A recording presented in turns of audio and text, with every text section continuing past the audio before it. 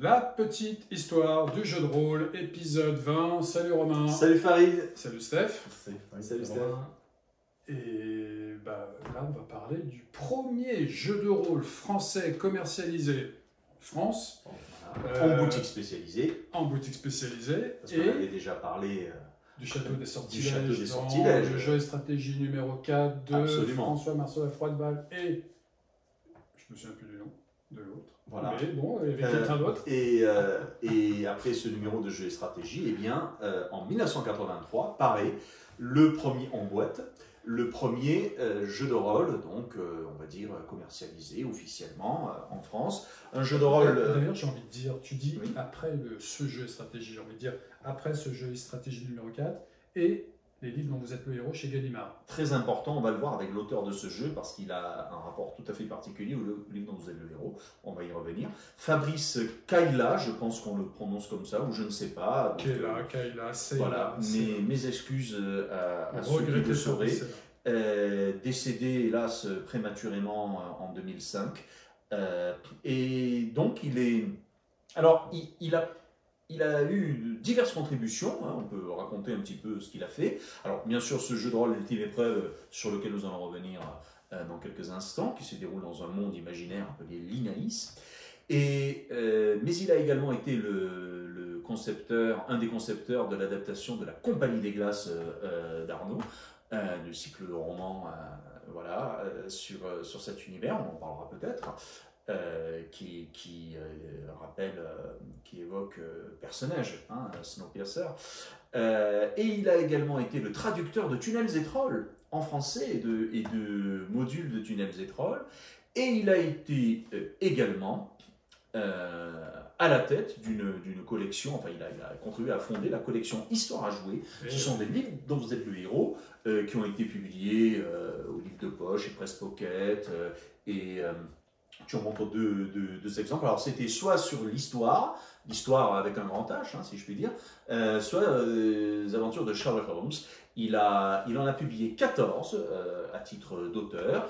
D'ailleurs, des noms bien connus du jeu ont également écrit dans cette série.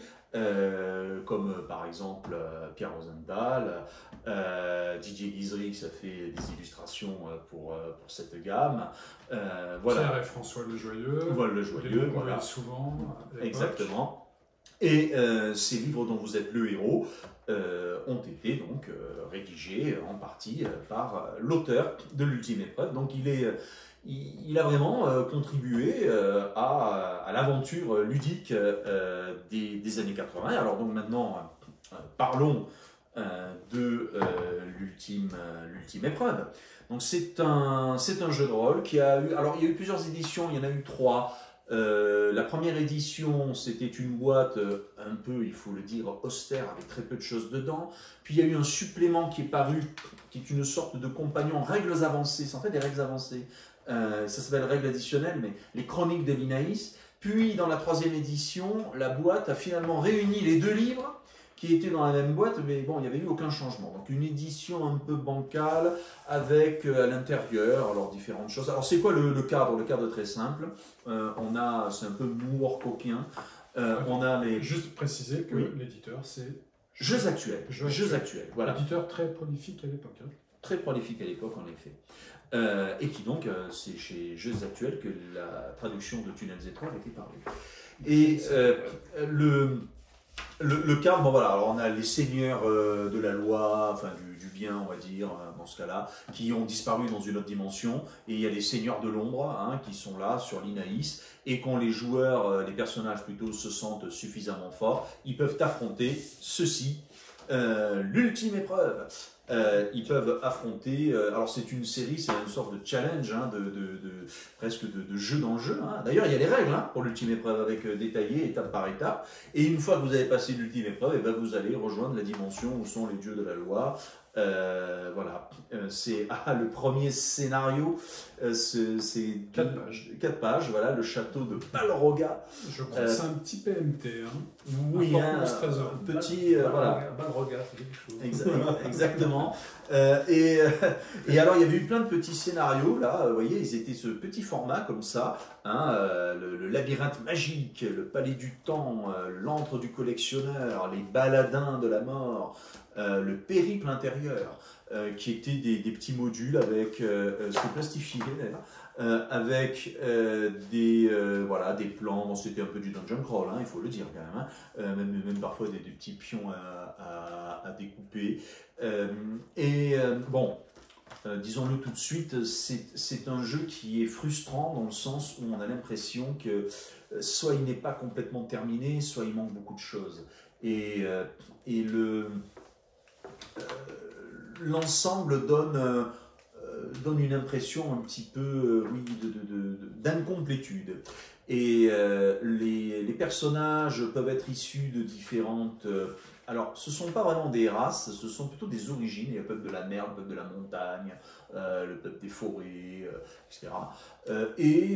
Donc, bon, quelques caractéristiques par-ci, par-là. Ça a été grandement amélioré quand même par les Chroniques de l'Inaïs, qui était donc, je le répète, une sorte d'ouvrage de règles additionnelles ou autres, mais ça paraît assez succinct. Voilà le principe hein,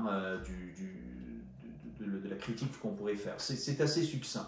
Alors, il y a des caractéristiques, 6 caractéristiques assez semblables à celles de Dédé. Hein. C'est à peu près peu ou prou la même chose. Et on a un système qui est à base de pourcentage. Et ma foi, comme je le disais, que ce soit pour les sorts, la magie, le bestiaire, les armes, on a des tableaux qui paraissent un peu simples, ou alors qui appellent sans doute au développement par le maître de jeu et les joueurs. Voilà, donc c'est une... je ne dirais pas que c'est une ébauche, mais c'est quelque chose qui n'est pas totalement développé ou achevé. Notamment dans le livre de base, qui est le livre de base qui est ici. Donc voilà, donc ça c'est d'ailleurs l'illustration de couverture aussi, hein, de l'ultime épreuve, qui est très succinct. Voilà. Alors donc on peut jouer. Très aéré. Hein. Voilà. Chaque peuple a sa fiche signalétique, hein, sa feuille signalétique avec ses options, ses bonus divers et variés. C'est très aéré effectivement. Et si on enlève les tables, tout cela, on a 30 pages de règles, on va dire, hein, à peu près, une trentaine de pages de règles, et je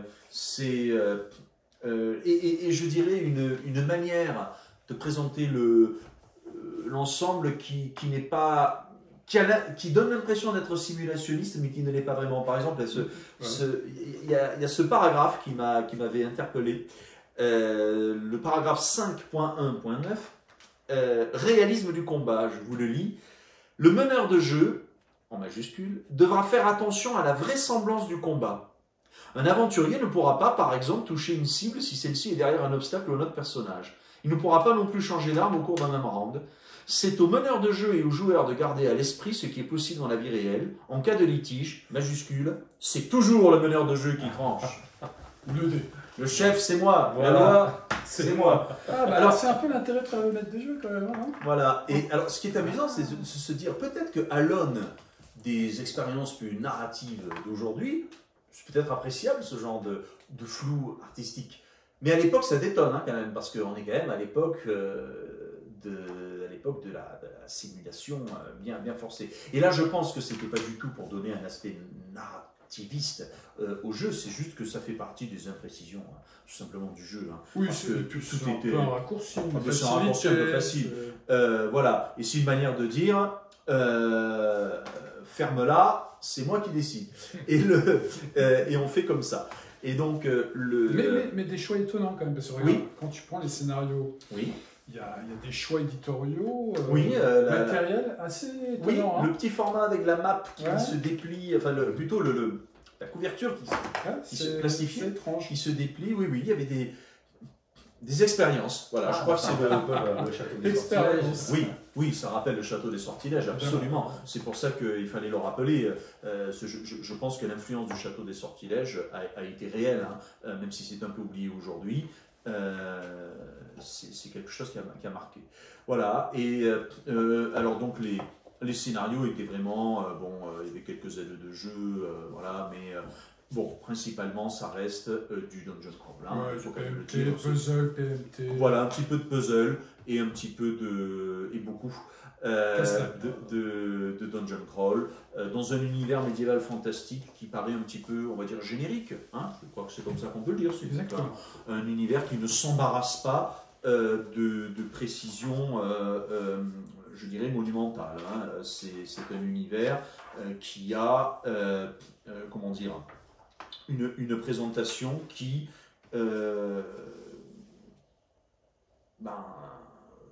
voilà, qui prend même pas une page, voilà, je l'ai sous les yeux, c'est très rapide. Voilà, les seigneurs de l'équilibre et les seigneurs de la destruction, voilà les noms hein, des deux entités. Ça me rappelle quelque chose. Voilà. Oui, hein. Voilà. Donc, c'est une page pour décrire le monde, une trentaine de pages, même pas, pour les règles, et quelques petits scénarios. Et voilà, et puis l'ultime épreuve s'est arrêtée. Et le mérite d'être le premier jeu de rôle français. Voilà. Et d'autres vont arriver derrière. Ah ben oui, ça va lancer. Légende, Méga. Et là, ça sera une autre paire de manches. Parce que, enfin pas une autre paire de manches, mais disons une autre envergure. Et nous aurons bien entendu l'occasion d'en parler plus longuement, notamment la série Légende. Voilà. Merci Romain. Merci Farid. Alors Stéphane, voilà.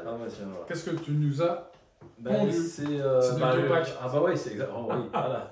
C'est moi qui fais les autres. Donc, l'ultime épreuve, le nom déjà évoqué, c'est l'ultime épreuve, ça va être surtout de trouver une date pour réussir à faire jouer tout le monde ensemble. Voilà, et c'est pas gagné. Voilà. Je pense que c'est un peu le souci qu'on a au jeu de rôle. C'est un haut fait auquel échouent beaucoup de groupes de joueurs. Exactement. Voilà. Exactement. Voilà. Merci Steph. Merci Stéphane. Merci à vous. Merci. À bientôt. Merci. À bientôt pour le 21e, 22e, 23e épisode. Très bientôt. Au revoir. Au revoir.